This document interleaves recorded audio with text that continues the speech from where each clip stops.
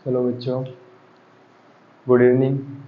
तो जैसा कि मैंने बोला था कि कल से हम लोग क्लास लेके आ रहे हैं, लेकिन कल किसी कारणवश से नहीं आ पाई, इसलिए आज से अपन शुरुआत करेंगे। हम शुरुआत करते हैं अपन कक्षा 10 की गणित से। कक्षा 10वीं की गणित से अपन आज शुरुआत करेंगे और उसमें पहली प्रश्नावली को लेंगे अपन। और पहली प्रश्नावली में है आपके वास्तविक संख्या। वास्तविक संख्या पहली प्रश्नावली का नाम है आपकी वास्तविक संख्या, अर्थात इंग्लिश में इसको कहते हैं रियल नंबर।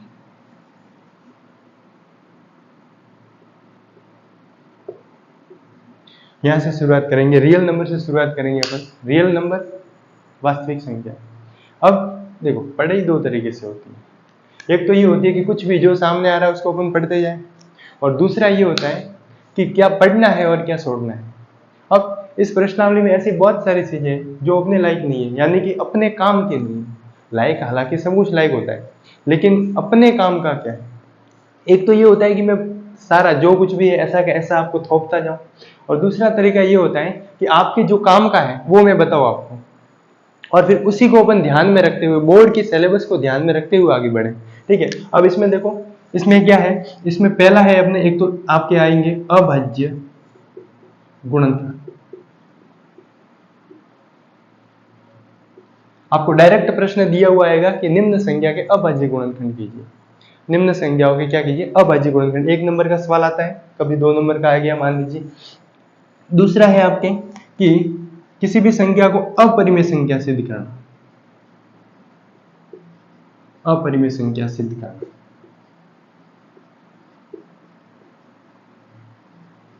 सिद्ध करना, यानी कि एक संख्या आपको दी हुई होगी और उसको बताना है कि एक संख्या क्या है, अपरिमेय संख्या है।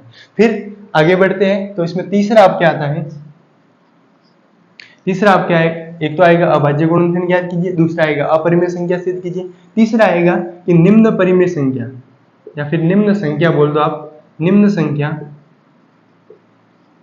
का दशमलव प्रसार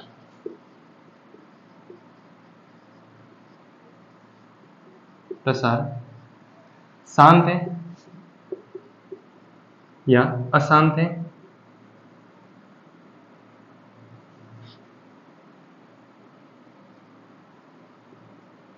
अशांत है, या फिर इसकी प्रकृति कैसी है, मान लीजिए इसकी प्रकृति कैसी है, यानी कि शांत है, अशांत है, अशांत आवृत्ति है, या फिर अशांत अनुभव, यानी कि आवृत्ति तो आवृत्ति एक तो होती है अशांत आवृत्ति और एक होती है अशांत अनावृत्ति, यानी अशांत आवृत्ति है या फिर अनावृत्ति है। ठीक है। फिर स्वतः इसमें से आपको पूछेगा, और इस प्रश्नावली की रीढ़ की हड्डी बोलते हैं जिसको, उसमें आपको पूछेगा एचसीएफ एंड एलसीएम। अब एचसीएफ और एलसीएम ज्ञात करने के लिए पूछेगा आपको, एलसीएम और एचसीएफ ज्ञात करने के लिए पूछेगा, उसमें दो तरीके से पूछेगा आपको। या तो सिंपल पूछेगा कि निम्न संख्याओं का एचसीएफ ज्ञात कीजिए, निम्न संख्याओं का एलसीएम ज्ञात कीजिए, या फिर या तो आपको सिंपल तरीके से पूछ लेगा कि निम्न संख्याओं का एचसीएफ ज्ञात कीजिए, एचसीएफ या फिर एलसीएम ज्ञात कीजिए। अब एलसीएम क्या होता है, एचसीएफ क्या होता है, ये अपन बाद में देखेंगे सारा। एक मोटे तौर पर मैं आपको बताता हूँ कि इस प्रश्नावली में से आता क्या है और अपने को क्या पढ़ना है। ठीक है। निम्न संख्या के एचसीएफ और एलसीएम ज्ञात कीजिए। फिर आएगा कि यूक्लिड विभाजन प्रमेय, यूक्लिड विभाजन एल्गोरिथम,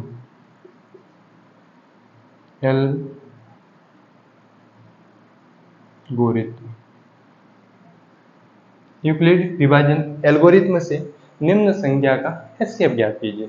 तो चलो अपन स्टार्ट करेंगे सबसे पहले कि किसी भी इसमें देखो 4 टॉपिक पढ़ेंगे अपन। अभाज्य गुणनखंड ज्ञात करना, दूसरा अपन पढ़ेंगे अपरिमेय संख्या, यानी कि कोई भी संख्या दी हुई होगी तो उसको अपरिमेय संख्या सिद्ध करना है, और तीसरा अपन टॉपिक पढ़ेंगे कि निम्न संख्याओं का दशमलव प्रसार शांत है या अशांत है, वो अपने को ज्ञात करना है। ठीक है, वो बताना है। और चौथा टॉपिक अपन पढ़ेंगे कि निम्न संख्याओं का एलसीएम ज्ञात कीजिए और एचसीएफ ज्ञात कीजिए। तो एलसीएम और एचसीएफ है वो दोनों तरीके से पढ़ेंगे अपन। एक तो सिंपल तरीके से जो अपन तरीका पढ़ते आ रहे हैं 6ठी क्लास से कि एचसीएफ कैसे अभाज्य गुणनखंड विधि, यानी कि अभाज्य गुणनखंड क्या करेंगे, फिर उसका एलसीएम और एचसीएफ बताएंगे। और दूसरा तरीका अपन पढ़ेंगे यूक्लिड विभाजन एल्गोरिथम, यानी कि एक प्रमेय होती है, उसके अनुसार कैसे किसी भी संख्या का एचसीएफ ज्ञात करते हैं। ठीक है, तो अपन शुरुआत करते हैं सबसे पहले अभाज्य गुणनखंड से। और शुरुआत करने से पहले मैं आपको नंबरों के बारे में थोड़ा सा परिचय करवा देता हूँ कि नंबर्स होते क्या है। जैसे रियल नंबर, ये वास्तविक संख्या है। अब आपको ये पता होना चाहिए कि वास्तविक संख्या होती क्या है। सबसे पहले आपको ये पता होना चाहिए कि वास्तविक संख्या है वो क्या होती है। तो संख्याओं के बारे में मैं आपको बता दूं कि गणित में अगर बात करूं मैं गणित की अपन बात करने जाए तो सारा खेल है ना वो नंबरों का है। अब नंबर्स का मतलब होता है अंक, आपने देखा होगा। अब अंक क्या होते हैं, अंक देखो 0 1 2 3 4 5 6 7 8 9, ये अंक होते हैं। और आप जानते हो 0 1 2 3 4 5 6 7 और 8 ये अंक होते हैं। अब इन अंकों से मिलकर सारी संख्या बनती है। अब सबसे पहले अपन इनकी बात करें तो मैं संख्या लेता हूं। एक संख्या का नाम, एक नाम आता है, आपने पढ़ा भी होगा, आपने सुना भी होगा, प्राकृत संख्या।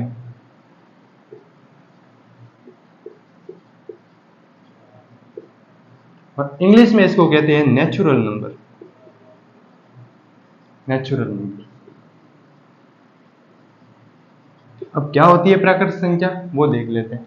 तो ऐसी संख्याएं जो एक से शुरू होती है। कहां से शुरू होती है, एक से शुरू होती है और अनंत तक जाती है। अनंत मतलब देखो वास्तविक रूप से तो ये 9 अंक होते हैं। 9 क्या 10, 0 को साथ में जोड़े तो 10, 1 2 3 4 5 6 7 8 9 और 10। लेकिन इन्हीं अंकों से मिलकर अनेक संख्या बनती है। यानी कि जब अपन आगे बढ़ाने जाए तो देखो 9 के बाद में अपनी संख्या कौन सी आती है, 10 आती है। यानी कि 0 और 1 को मिलाया मैंने। आगे देखने जाए तो 11 आते हैं, यानी कि 1 और 1 को मिलाया। ऐसे अगर मिलाते जाए तो वो अनंत तक हो जाती है। कहां तक हो जाती है, अनंत तक हो जाती है। यानी कि इनका गिनना मुश्किल है, बहुत सारी संख्या होती है अनंत। अपन शुरू करते हैं प्राकृत संख्या से। किसे कहते हैं प्राकृत संख्या, नेचुरल नंबर इंग्लिश में कहते हैं जिसको। ऐसी संख्या जो एक से प्रारंभ होती है। कहां से प्रारंभ होती है, एक से। ऐसी संख्या जो एक से प्रारंभ होती है और अनंत तक जाती है। अनंत का मतलब प्लस अनंत तक जाती है, यानी कि सारी प्लस वाली संख्या, 0 को साथ में नहीं लेगा। 0 को अपन क्या कर देंगे, छोड़ देंगे यहाँ से। ऐसी संख्या जो एक से स्टार्ट होती है और अनंत तक जाती है। अनंत कौन सा, अनंत प्लस अनंत तक जाती है। यानी कि ऐसी संख्याएं जो एक से शुरू होती है, 2 3 4 5, ऐसी संख्याएं जो एक से शुरू होती है और कहां तक जाती है, अनंत तक जाती है, वो प्राकृत संख्या कहलाती है, नेचुरल नंबर कहलाती है। ठीक है, अब आगे बढ़ते हैं। प्राकृत संख्या के बाद में मैं बात करूं तो अपनी संख्या आती है पूर्ण संख्या। कौन सी संख्या, पूर्ण संख्या। प्राकृत संख्या के बाद में अगर बात करें तो एक नाम दूसरा आता है पूर्ण संख्या। अब पूर्ण संख्या जो प्राकृत संख्या थी एक से अनंत तक, कौन सी संख्या थी, एक से प्लस अनंत तक, उसमें मैंने 0 को ऐड कर दिया। 0 को क्या कर दिया, ऐड कर दिया। यानी कि प्राकृत संख्या, इनको n से लिख देता हूं, बड़े n से। यानी कि नेचुरल नंबर, और नेचुरल नंबर में मैंने किसको ऐड कर दिया, 0 को ऐड कर दिया। यानी कि 0 को इनके साथ जोड़ दिया तो वो कौन सी संख्या बन गई, पूर्ण संख्या बन गई। कौन सी संख्या बन गई, पूर्ण संख्या। यानी कि वे संख्याएं जो 0 से शुरू होती है, कहां से शुरू होती है, 0 से शुरू होती है और प्लस अनंत तक जाती है। ऐसी संख्याएं जो 0 से शुरू होती है और प्लस अनंत तक जाती है, वो वाली संख्या कहलाती है आपकी पूर्ण संख्या कहलाती है। क्या कहलाती है, पूर्ण संख्या कहलाती है। और पूर्ण संख्या से थोड़ा सा और आगे बढ़े, पूर्ण संख्या से जब अपन थोड़ा सा और आगे बढ़े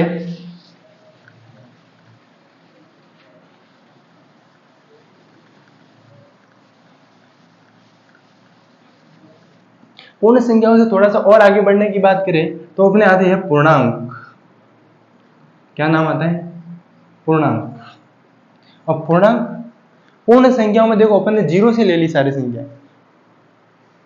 पूर्ण संख्याओं में कौन सी संख्या ले ली थी अपन ने, 0 से ले ली थी सारी संख्याएं। 0 1 2 3 4 और प्लस कहां तक गए थे अपन, अनंत तक गए थे। फिर यहां से जब आगे बढ़ते हैं अपन तो पूर्णांक आ जाते हैं। यानी कि प्लस वाली संख्या तो थी, उसके साथ में माइनस वाली संख्या भी क्या कर दी अपन ने, ऐड कर दी। यानी कि जो प्लस वाली संख्या थी यहाँ से 0 1 2 3 4 और कहां तक जा रहे थे अपन, प्लस अनंत तक जा रहे थे, वही मैंने क्या कर दिया, -1, -2, -3 ये वाली संख्या भी क्या कर दी, इसके साथ में ऐड कर दी, और यहाँ कहाँ तक जा रही है, ये माइनस अनंत तक जा रही है। तो वो वाली संख्या क्या हो जाएगी, आपके पूर्णांक हो जाएगी। क्या हो जाएगी, पूर्णांक। देखो पूर्णांक की परिभाषा क्या हो जाएगी, वे संख्या है जो माइनस अनंत से लेकर प्लस अनंत तक जाती है। वे संख्या है जो माइनस अनंत से लेकर प्लस अनंत तक जाती है, क्या कहलाती है, पूर्णांक कहलाती है। क्या कहलाती है, पूर्णांक कहलाती है। और जैसे ही अपन पूर्णांक में से आगे बढ़ते गए तो यहाँ से देखो दो, यहाँ देखो अब एक दिख रहा है और ये कितने हैं, दो, यानी कि एक और ये कितने हैं, दो। अब इनके बीच में अभी तो कोई संख्या स्थित है, इनके बीच में भी तो कोई ना कोई संख्या है।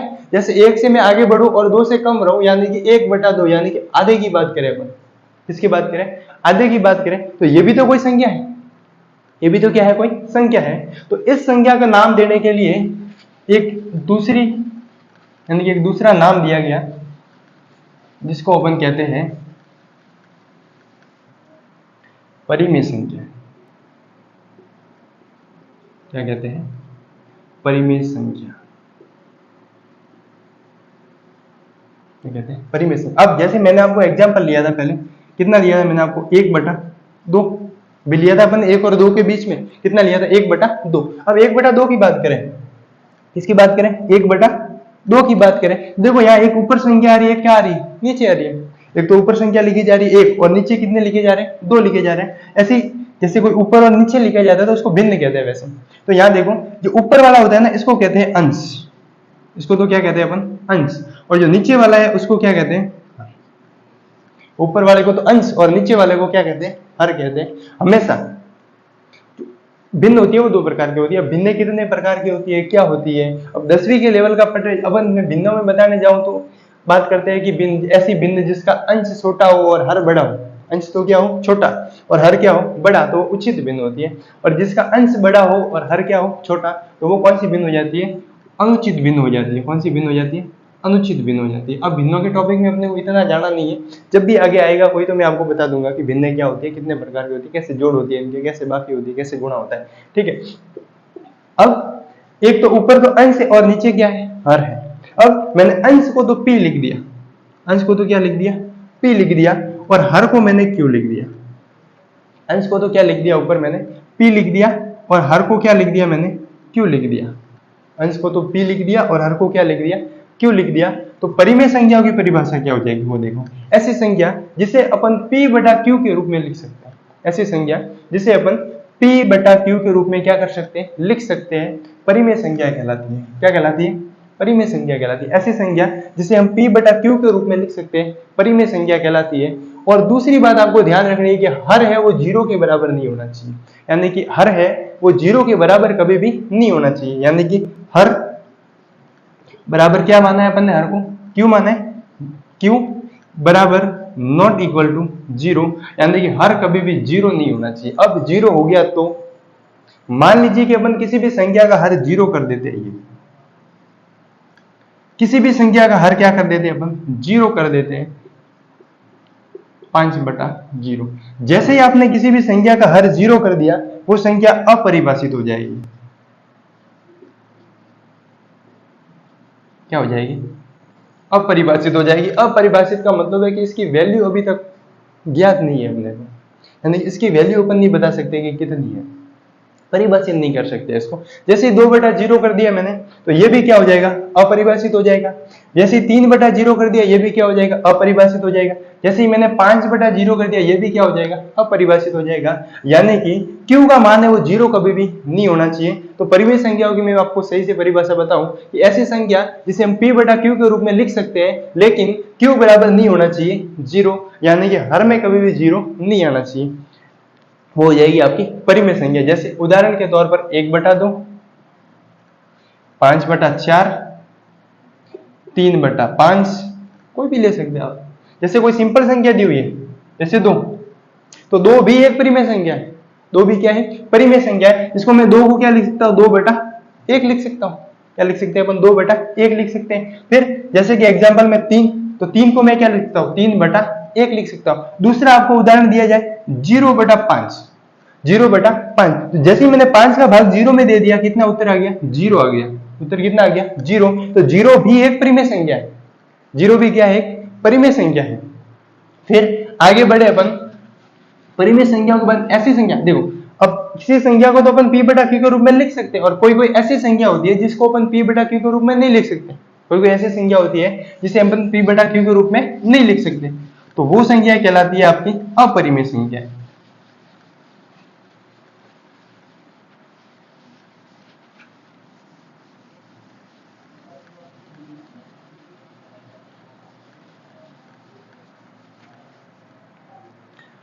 फिर परिमेय संख्या के बाद में अपन शुरू करते हैं अपरिमेय संख्या।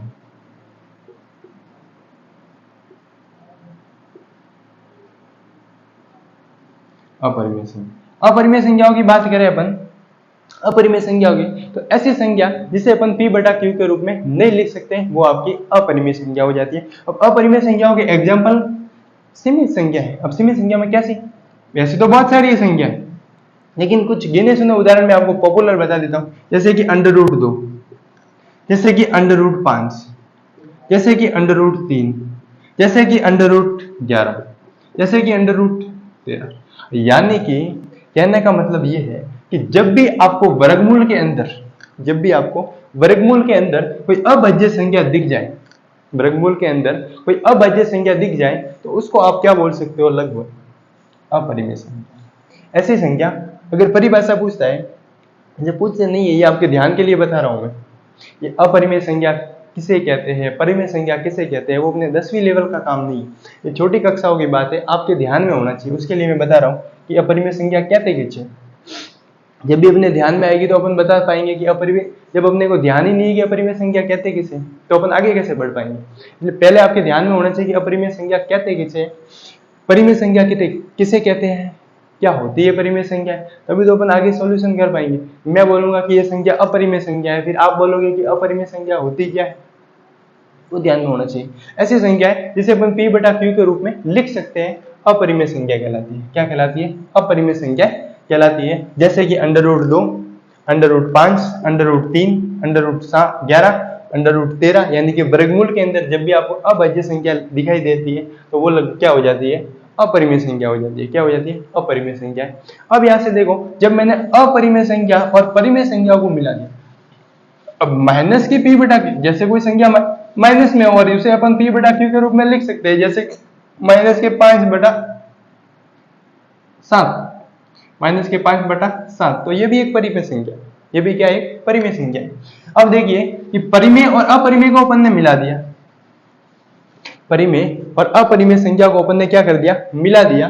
जैसे ही अपन ने परिमेय और अपरिमेय को मिला दिया तो वहां पर आपकी संख्या बन जाती है वास्तविक संख्या। कौन सी संख्या बन जाती है, वास्तविक संख्या है, यानी कि रियल नंबर। अब अपन आ रहे प्रश्नावली पर सीधा, कौन सी संख्या कहलाती है, वास्तविक संख्या कहलाती है वे संख्या जो परिमेय किसके से, परिमेय प्लस अपरिमेय से मिलकर बनती है, यानी कि वे संख्याएं जो परिमेय तथा अपरिमेय संख्याओं से क्या बनती है, मिलकर बनती है, वास्तविक संख्या कहलाती है। कौन सी संख्या कहलाती है, वास्तविक संख्या कहलाती है। माइनस अनंत से लेकर प्लस अनंत तक सारी जितनी भी संख्या है वो सारे के सारे रियल नंबर है, सारे के सारे क्या है, रियल नंबर है, यानी कि कौन सी संख्या है, वास्तविक संख्या कहलाती है आपकी। अब प्रश्न कंपटीशन एग्जाम में इसका आता है, कंपटीशन एग्जाम में कैसा प्रश्न आता है वो देखिए। सबसे पहले अपन ने क्या बोला था, नेचुरल नंबर पढ़े थे, यानी कि प्राकृत संख्या। फिर अपन ने क्या पढ़ा, पूर्ण संख्या। फिर अपन ने क्या पढ़ा, पूर्णांक। फिर अपन ने परिमेय, अपरिमेय, और फिर वो कौन सी संख्या बन गई अपन ने, वास्तविक संख्या। अब यहां से देखो प्राकृत संख्या में कहा था, प्राकृत संख्या में क्या था कि 1 से शुरू होकर प्लस तक जाती है, वो तो प्राकृत संख्या हो गई आपकी।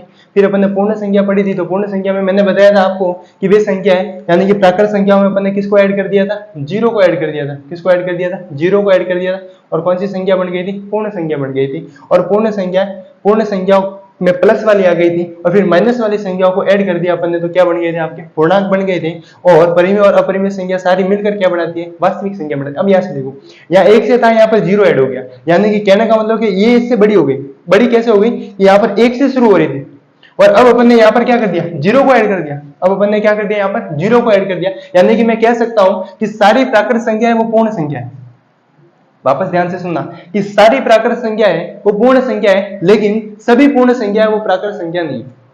समझ में आएगा नहीं है, देखो वापस कि सारी प्राकृत संख्या है वो पूर्ण संख्या है, लेकिन सभी पूर्ण संख्या है वो प्राकृत संख्या नहीं है। प्राकृत संख्या पूर्ण संख्या के अंदर आ गई क्योंकि 1 से शुरू हो रही है और 0 को भी ऐड कर दिया अपन। लेकिन पूर्ण की बात करें तो 0 पूर्ण संख्या है, 0 क्या है, पूर्ण संख्या है, लेकिन वो प्राकृत संख्या नहीं है, लेकिन वो प्राकृत संख्या नहीं है। अब पूर्णांक की बात करें तो माइनस वाली भी संख्या साथ में हो गई इसके। अब मैं बोलूं कि सभी पूर्ण संख्या है वो पूर्णांक है, सभी पूर्ण संख्या है वो क्या है, पूर्णांक है, लेकिन सभी पूर्णांक है वो पूर्ण संख्या नहीं है और सभी पूर्णांक है वो प्राकृत संख्या नहीं है।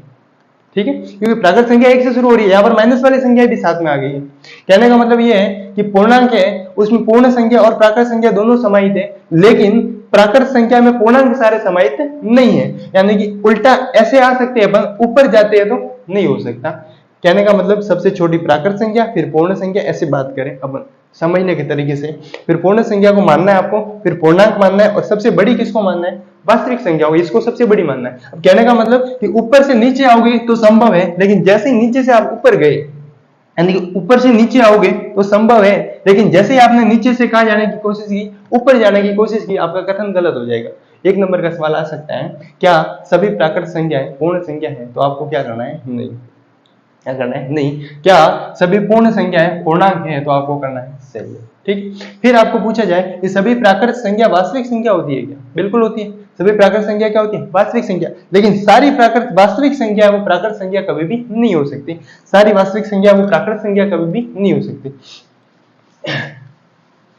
चलो ये यहां तक हो गया आपके वास्तविक संख्या की वास्तविक संख्या वास्तविक रूप से होती क्या है, वहां तक आपको समझ में आए, जहां से मेरा ख्याल है आ गया होगा अच्छे से। सभी परिमेय तथा अपरिमेय संख्या मिलकर क्या बनाती है, आपकी वास्तविक संख्या बनाती है। और फिर अपन प्रश्नावली के अंदर जाने की कोशिश करें तो कल से अपन क्या करते हैं, आज आपकी शुरुआत हो गई, यानी कि इंट्रोडक्शन लगभग हो गया प्रश्नावली का। कल से अपन करेंगे अभाज्य गुणनखंड, क्या करेंगे, अभाज्य गुणनखंड, किसी भी संख्या के अभाज्य गुणनखंड कैसे ज्ञात करना है, या फिर किसी भी संख्या को परिमेय और अपरिमेय कैसे बताना है। आज के लिए इतना ही, धन्यवाद।